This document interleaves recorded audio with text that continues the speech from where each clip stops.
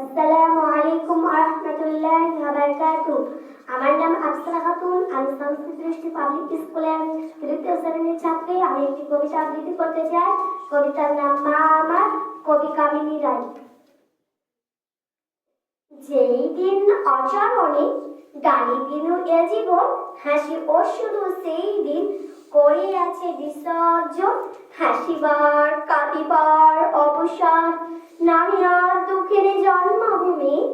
মা আমার অনল পুষিতে চাহি আপনার হিয়া মাঝে। আপনারে অপরে নিয়োজিত তবে কাজ। তুমি ছোটখাটো সুখ দুঃখ কে হিসাব রাখি তার। তুমি যাবে যাহা কাজ।